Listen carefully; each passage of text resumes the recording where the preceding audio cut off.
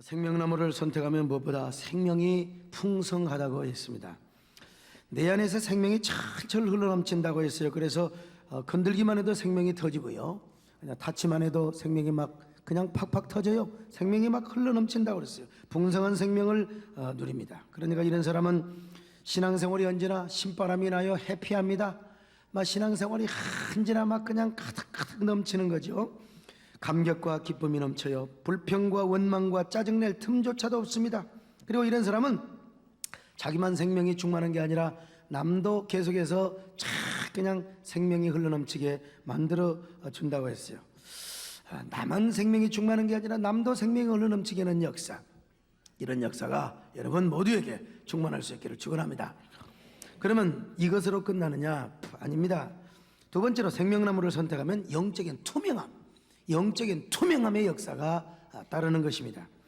생명이 충만하면 당연히 생명 중심의 생각을 할 수밖에 없지 않겠습니까? 여러분 생각해 보세요. 더구나 오로지 생명나무를 선택하여 하나님의 생명으로 충만하게 되면 영적인 생각으로 일관을 하니까 영적인 투명함이 생길 수밖에 없는 겁니다. 그러니까 언제나 생명 중심의 생각과 하나님 중심의 마인드를 가지고 투명한 판단을 해요. 아담과 하와가 선악과 따먹기 전에는 굉장히 영리하고 총명한 사람이었어요. 얼마나 영명하고 총명하였느냐면 수많은 동물들의 이름을 아담이 지었어요. 그 많은 산천초목의 이름들을 다 지었어요. 그리고 그 모든 자연 만물을 다스리고 정복하고 통치하였다, 이 말입니다. 왜 그런 줄 아십니까? 당시에는 아담이 영적으로 아주 환했어요. 영적으로 투명한 상태예요. 투명한 상태. 에덴 동산에서 아담은 눈만 감아도 하나님이 보이는 것처럼 하나님의 임재를 느끼며 살았어요. 눈을 뜨나 감으나 하나님의 임재 속에 살았다, 이 말이죠. 언제나 하나님과 대화하고 하나님의 뜻을 알 수 있었고 언제나 하나님과 영적인 투명함 속에 살았어요. 언제든지 주여 하면 오냐, 주여 하면 아담아 왜 그러느냐. 여러분 이렇게 할 정도로 영적인 투명함 속에 살았다, 이 말입니다. 선악과를 따먹고 죄짓지 않을 때에는요, 지혜 중에 지혜, 총명 중에 총명, 투명함 중에 투명함을 누리고 살았어요. 오늘날도 마찬가지예요. 우리가 선악과를 선택하면 먼저 우리 내면이 흐리망텅하게 되어 있어요. 욕심이 끼어요. 정욕이 끼어요. 그러니까 영적인 투명한 판단 능력을 상실해 버린다니까요. 항상 될 것 같지만 정욕이 끼니까 정확한 판단 능력을 상실해 버려요. 마음이 캄캄하니까 투명한 판단을 할 수가 없어요. 결정을 할 수가 없어요. 하나님이 진정으로 기뻐하시는 판단을 할 수가 없어요. 그래서 선악과를 선택하면 안 될 일이, 망할 일이 항상 될 것처럼 보여. 선악과 선택하는 사람은 이상하게 안 될 일이 될 것처럼 보여. 망할 일이 그렇게 잘 될 것처럼 보입니다. 자, 구약에 보면 아합이라고 하는 왕이 있지 않습니까? 하나님께서 이 아합을 망하게 하려고 어떻게 멋지게 망하게 할 것인가, 천국에서 회의를 소집했어요. 그 결과 천사들이 아합에게 거짓 영을 보내자고 하는 거예요. 그래가지고 하나님께서 그 좋은 생각이다, 아합으로 하여금 망할 일이 꼭 승리할 것처럼 보이게 이제 만든다고 하는 겁니다. 하늘 보좌에서 거짓 선지자들을 거짓 영을 보내가지고 아합에게 보내가지고 100% 질 전쟁인데 반드시 이길 것처럼 확신을 들게 만든다, 이 말이에요. 그래서 아합이 전쟁터에 가요. 그래 아합이가 얼마나 비참하게 죽은지 몰라. 개들이 그 아합의 시체를 닦았다고 그래. 개들이 아합의 시체를 다 먹었어요. 얼마나 비참해요. 여러분 죽어서도요, 제발 개들이 핥아지 마시기를 바랍니다. 아합이는 그렇게 죽었어요. 얼마나 비참해요. 한번 성경을 봐요. 자, 열왕기상 22장 20절로 22절 같이 읽습니다. 시작. 여호와께서 말씀하시길 누가 아합을 꾀어 그를 길앗 라못에 올라가서 죽게 할고 하시니 하나는 이렇게 하겠다 하고 또 하나는 저렇게 하겠다 했네. 계속 읽으세요. 한 영이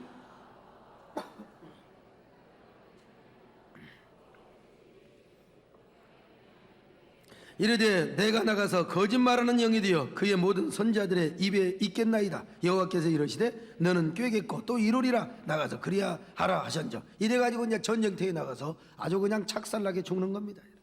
자, 거짓 영에 씌었어요. 오늘날도 마찬가지예요. 선악과를 선택하면 그놈의 선악과가 항상 욕심이 끼게 하고 정욕이 끼게 해. 나라고 하는 옛사람의 주인이 되어가지고 맨날 나라고 하는 사람이 판단해요. 자꾸 그냥 망하는 길로 가죠. 거기다가 자꾸 그냥 이 거짓 영이 와가지고 막 망하는 것이 잘되게처럼 보이면은 이거 안 돼요. 이런 사람의 스타일이 있습니다. 언제나 하나님 먼저가 아니라 자기 먼저요. 하나님 먼저가 아니라 자기 먼저.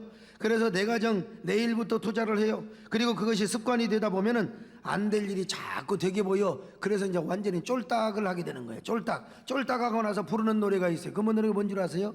안 되는 줄 알면서 왜 그랬을까? 참말로. 에? 그러나 여러분, 생명나무를 선택하는 사람은요, 어떤 어려움이 있고 어떤 복잡한 일이 있어도 먼저 하나님 앞에 나갑니다. 그리고 하나님께만 독대를 합니다.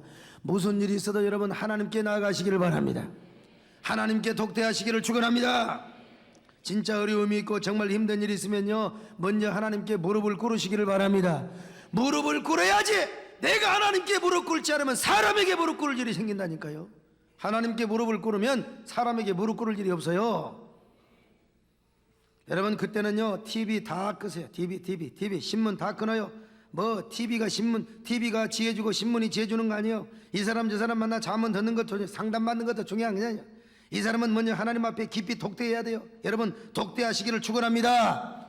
하나님 앞에 엎드려야 돼요. 하나님과 독대하면서 뭘 추구한 줄 아세요? 진짜 내게 생명이 무엇인가, 은혜가 되는 것이 무엇인가, 진짜 나를 향한 하나님의 뜻이 무엇인가, 이걸 찾아 정말 생명 중심, 하나님의 은혜 중심의 마인드를 가지고 하나님께 엎드려 기도해봐요.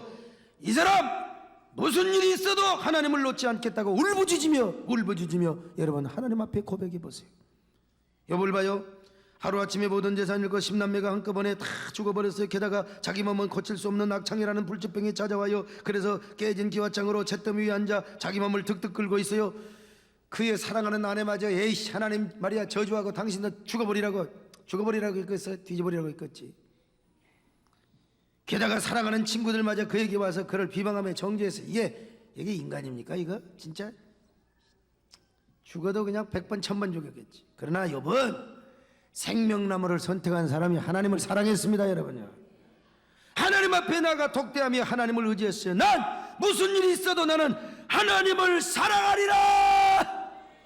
그 어떤 역경과 시험과 절망 속에도 생명을 선택하고 하나님을 더 섬기며 하나님이 이 땅에서 내가 그렇게 하면 반드시 나의 눈물을 닦아주리라, 나의 상처를 전매주리라, 나의 상처를 치료하여 줄 것이다, 나의 병든 육체를 쓰다듬고 보듬어 주시고 나를 축복해 줄 것이다 믿었어요.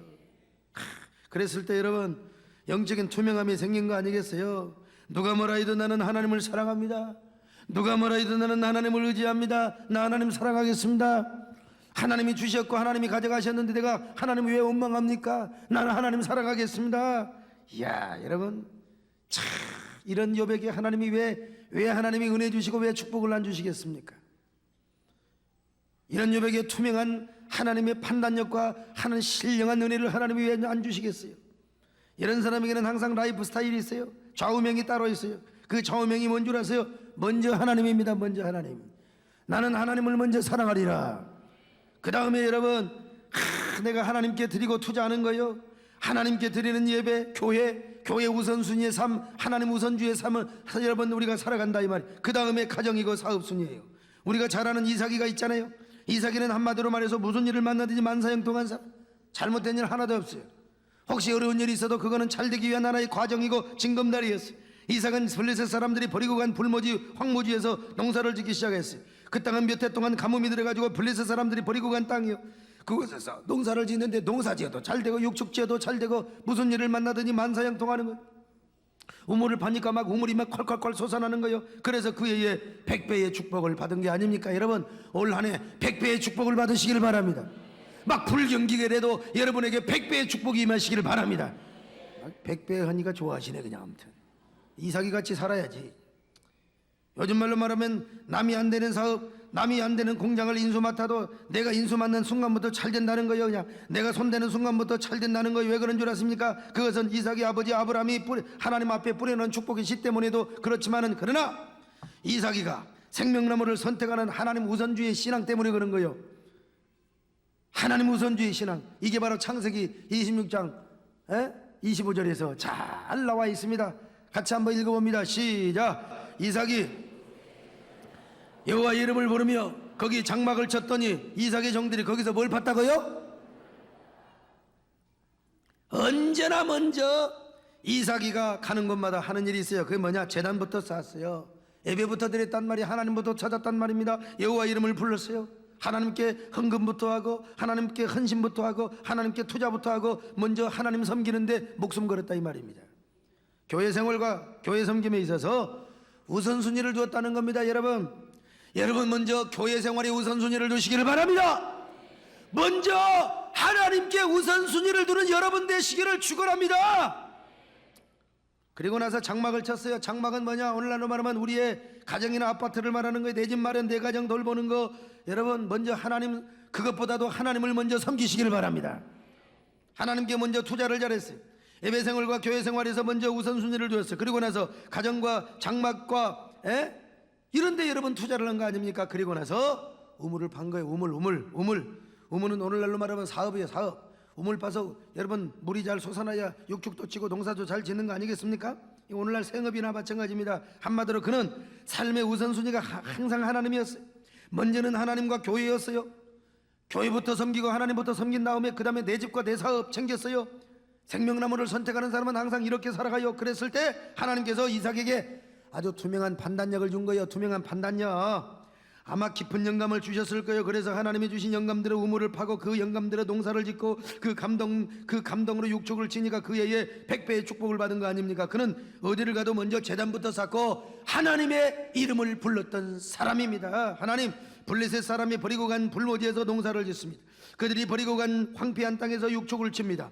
하나님이 감동하신 대로 하나님이 주신 투명한 영감대로 내가 우물을 파고 육축을 짓고 내가 농사를 지오니 올해도 하나님이여 100배의 축복을 허락하여 주시옵소서.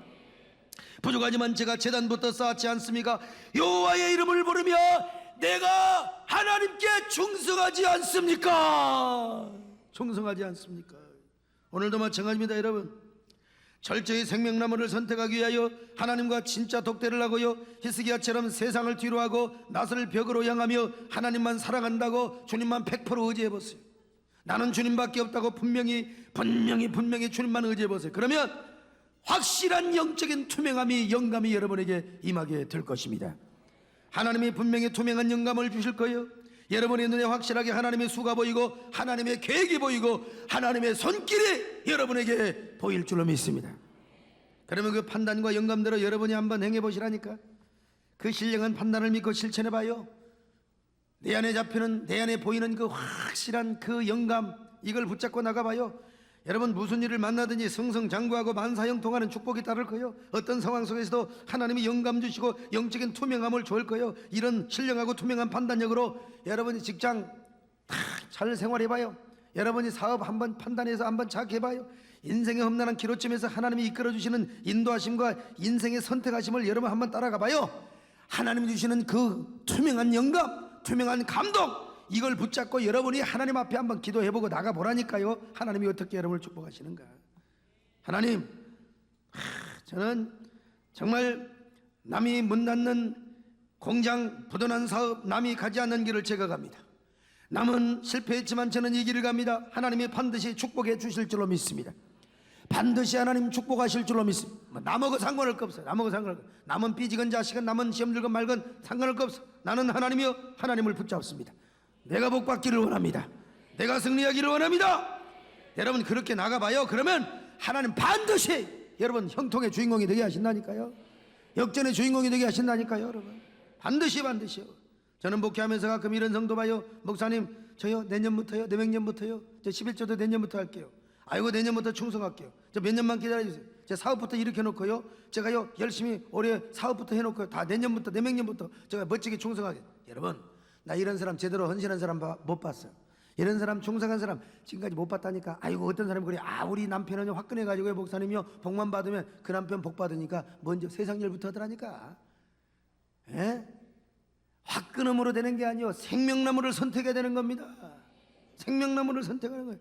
인생 화끈하기로 말하면 나같이 화끈한 사람 없어요. 그래도 나도 생명나무 안 선택하면 어떨 때는 존팽이 되고요, 여러분 푼수대가리 할 때가 있습니다. 생명나무가 기준입니다. 할렐루야. 여러분 우리요 어려울수록 생명나무를 언제 선택하느냐? 지금 선택하시기를 바랍니다. 올해 선택하시기를 바랍니다.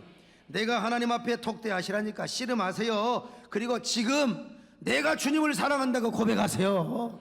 그러면 하나님이 주신 영감이 있다니까요. 주님이 여러분에게 확실한 감동을 주신다니까요. 확실한 투명한 영감과 감동을 주신다니까요. 좀 부족하지만 목회를 하면서 정말 어렵게 중요한 결정을 할 때마다 인간적인 결정 안 해요. 정말 내 인생의 중요한 결정을 할 때는 난 뭐부터 끊어? 전화부터 끊어요. 전화. 이놈의 핸드폰이 공해라니까. 저 어쩔 때로 가끔 한두 시간 와서 기도할 때 있는데 1시간 기도하면 30분은 통합니다. 아이고, 이 안 할 수도 없고 중요한 전화기 때문에요. 근데 정말 내가 죽느냐 사느냐, 내가 정말 이게 망하느냐 흥하느냐, 이럴 때 핸드폰이 다 꺼버려. 아니면 비서실에 두고 와서 하나님 앞에 매달리고 울부짖고 몸부림을 치는 거 아니겠어요? 여러분, 절대요 사람 말 듣지 않습니다. TV, 신문, 무슨 뉴스 그런 소용없어요. 그까짓 거 안 보면, 내가 안 보면 여러분들이 봐주면 되잖아요. 하나님하고 나하고 독대하는 거예요. 하나님하고 나하고 독대하는 거예요. 사람과 얘기할, 사람하고 자문 중에 그것도 편안할 때지. 지금 내가 죽겠는데 하나님 찾아야지 무슨 자문이 무슨 필요가 있어요. 다만 사람과 얘기한다면 우리 정문 사람을 비롯해서 기도의 사람들에게 기도해달라고 당부하는 거지, 다 쓸데없는 겁니다.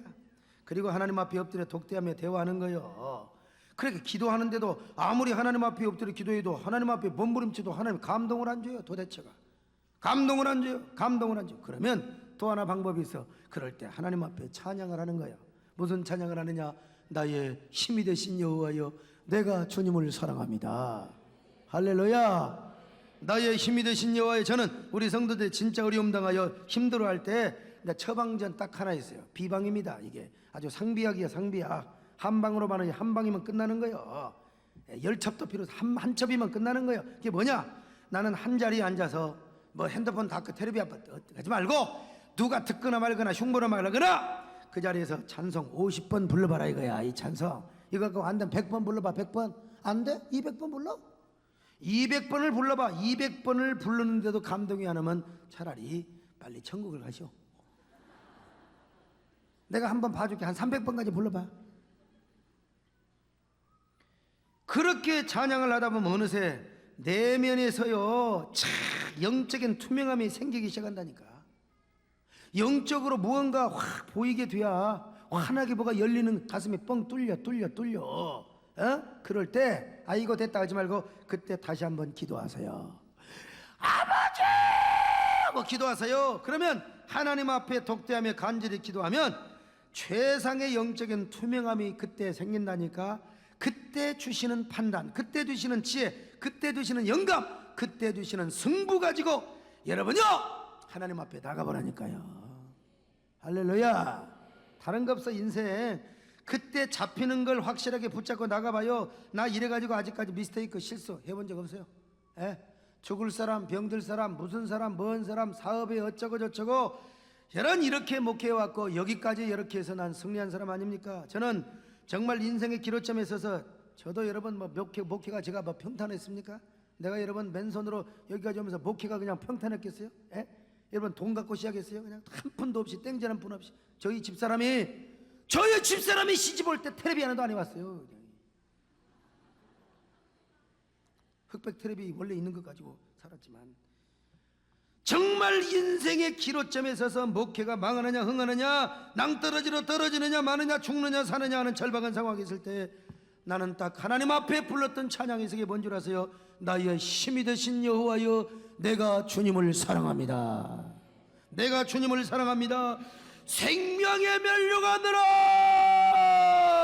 투명의 면류관으로 내게 씌워달라고, 내게 씌워달라고. 여러분 몸부림을 쳤을 때 하나님의 영광의 면류관으로, 영광의 축복으로 하나님이 갚아주시고 세워주시고 축복해 주신 것이 아니겠습니까? 저는 미국을 가건 한국에 어디를 가건 목회자 세미나하고 나면 꼭 목사님들이 뒷소리가 그런데요, 내 앞에서 그런 말을 하지. 아주 서목사 별볼일 없는 것 같은데 말이야. 그럼 내가 특별합니까? 별볼일 없는 것 같은데 저렇게 목회하는 거 보면 참 이상해. 저 미국 필라델피아에 가서 목사님들 세미나 했더니 그 필라델피아는 아주 그냥 신학교가 많거든요. 유명한 신학교가. 공부했던 목사님들이에요. 하긴 그렇습니다. 생각해 보면 제가 뭐 외국 가서 10년 20년 공부하고 온 사람도 아니고 서울대 경기고를 졸업한 KS 출신도 아니고. 그러나 여러분, 그런다고 목회를 하는 게 아닙니다. 여러분, 몰라서 그래요. 저에게는 생명나무의 비밀이 있지 않습니까?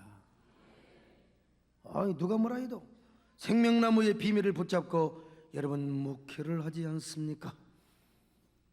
나의 하나님, 나의 하나님, 나 광주신학교 다닐 때부터 배고픔을 부여안고 배고픈 배를 붙잡으면서 불렀던 찬양이 있고 붙잡았던 말씀이 있지 않습니까? 오늘 2부 예배 때는 제가 오늘 참회의 기도를 인도하면서 또 코피가 툭 터져버렸어요. 그래서 코피 지혈아니라고 그냥 참 은혜로 지혈이 돼서 감사하는, 난 코피 터져도요 감사하고, 나는 생명의 데드라인 속에서 그래도 나는 얼마나 행복하게 목회한지 몰라요. 얼마나 행복한지, 얼마나 해피한지 몰라요. 그러면서도 생명나무를 붙잡는데 말이야. 할렐루야. 물론 저도 목회하다 보면 속이 상하고 어려울 때가 있어요. 뭐 맨날 설교 잘합니까? 그냥 지난주 철학기도 같은 경우는 열심히 준비해 갖고 왔는데 영상실에서 실수하고 반주도 잘 안 맞고 그냥 따분하고 짜증날 때, 그래도 돌아가서 나의 하나님 찬양을 하면서, 이재준 집사만은 못하지만 막 그냥 찬양을 하면 그래도 여러분 실망과 상실의 먹구름이 사라지고 영적인 투명한 영감이 내게 쫙 임하게 된다, 이 말입니다. 그 영감 가지고 목회하는 거예요, 여러분요. 그렇다고 해서 또 하는 일마다, 이 소목사는 맨날 하는 일마다 잘 되느냐? 천만의 말씀이요. 안 될 일도 있어요. 다른 건 다 목회는요, 딱 이렇게 영감 받아서 투명한 영감으로 하면은 안 되는 일 없는데, 내가요 참 실패한 일 많습니다. 그 중에 하나가 뭐냐면 정치. 이 마음대로 안 돼요. 이상하게요. 솔직히 말해서 하나님 앞에 제가 깊은 독대하고 나서 해야 되는데, 인간적인 선한 생각으로, 선한 계획으로, 또 권고와 주위 사람들의 권고와 목양 일념의 동기에서 인간적인 의협심과 목회적인 어떤 깡으로 지원해주고 격려해주고 다 그냥 제가 성원해주고, 여러분 그렇게 되면요 우리 교인들이 막 그냥 교인들 가운데 막 국회의원도 막 나와야 되고 시장도 나와야 되고 막 이런 사람들은 저런 사람도 나와야 될 거 아니요. 그런데 지금까지는 대부분 다 떨어졌어요. 정말 제가 그랬어요. 하나님, 제가 하나님 앞에 독대하고 영적인 투명함을 가지고 나가야 되는데 제가 생명나무를 덜 붙잡아서, 제가 하나님 앞에 영적인 투명함을 좀 덜 가지고 나가서, 그렇다고 제가 주님 앞에 회개한 적도 있습니다만은, 그렇다고 여러분 또요 우리 목사님은 목회는 생명나무로 하고 정치는 선악과로 하느냐, 또 그런 이분법적인 생각을 하지 말라 이거야. 제가 내용적으로 더 깊이 생명나무를 선택하고 더 주님 앞에 깊이 영적으로 독대하고 있으면 좋았을 텐데 아쉬운 마음이 있었다, 이 말입니다. 이렇게 알아들으시기를 바랍니다. 여러분, 인생지사, 사람은 막다른 골목이 막히고 귀신은 경문이 막힌다는 말이 있어요. 우리 인생도 살 때 그랬어요. 막다른 골목에 닥칠 때가 있어요. 여러분, 그때 생명나무를 선택하시오. 생명나무요, 무슨 일이 있어도 여러분 먼저 하나님 앞에 독대해보세요. 잔머리 굴리지 마시고, 그러면 영적인 투명한 영감이 생겨. 영감이 있어야 돼요. 여러분, 영적인 투명함이 생기면 하나님의 수가 보이고 계획이 보여요. 그 판단과 영감과 생각을 붙잡고 나가보세요. 여러분은 틀림없이 성공할 겁니다. 여러분 성공하세요. 이 정부가 국민 여러분 성공하세요. 난 여러분 그럴 거예요. 성도 여러분, 이 불경기 가운데 성공하세요. 생명나무로 성공하세요. 여러분 모두 이런 사람이 되시기를 주의 이름으로 축원합니다.